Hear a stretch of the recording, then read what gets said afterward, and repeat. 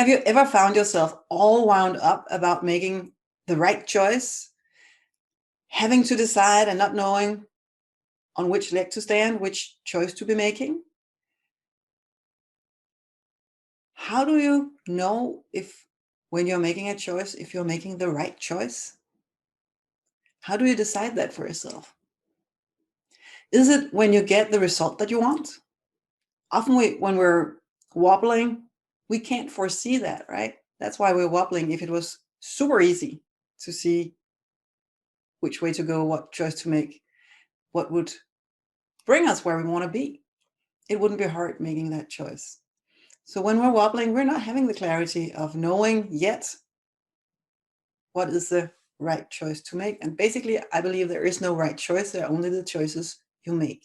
Because ultimately, you can have all the knowledge about the pros and cons around making a choice, but all the pros and cons, they're thought, they're in your head, they're reasoning, they are based on past experience, or they are based on other people's experiences and their advices. But you cannot really know, even if you see all the pros and all the cons, you cannot really know what would be right for you other than by going inside and asking the question in that void and emptiness within, and then see what emerges and going with what feels right.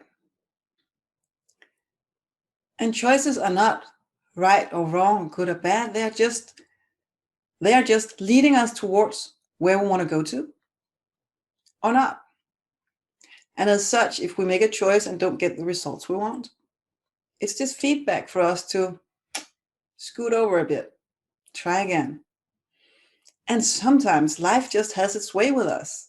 So even though we are determined we are going right, and we are determined, this is where I want to go, this is the results I want to have, this is my planned destination, sometimes life just has a way with it. You will see, with all that you want, sorry to say, I'm deciding you're going left, because your destiny, your future is to the left and not to the right, as you think.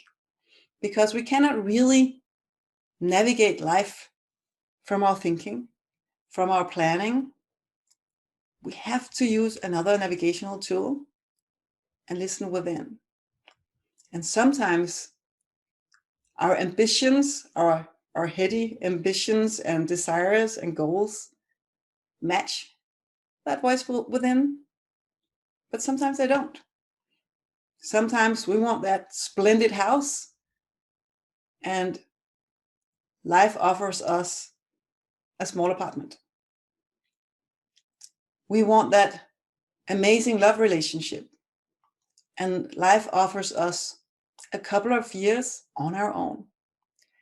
And then we may think that we're making some wrong choices along the way.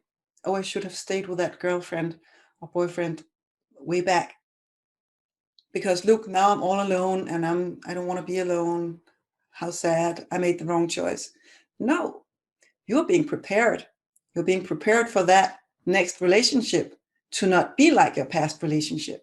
And maybe that takes a couple of years of you being alone and not throwing yourselves into the arms of the next lover, for you to really ground yourself and stay strong in yourself, or stay true to yourself, so that you're not doing the same mistakes that might have been played out in your past relationship. And maybe you have to learn to live happily in that 2-bedroom small apartment for you to be able to not feel like your happiness depends on whether you have that amazing house or not.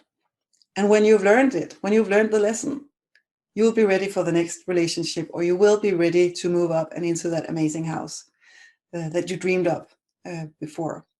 So really trusting that it's not all up to us. And sometimes that's a really good thing. And that we can trust life, and we can trust our choices, and we can trust that even when we don't get our way, life has our back, and it's going to be all right.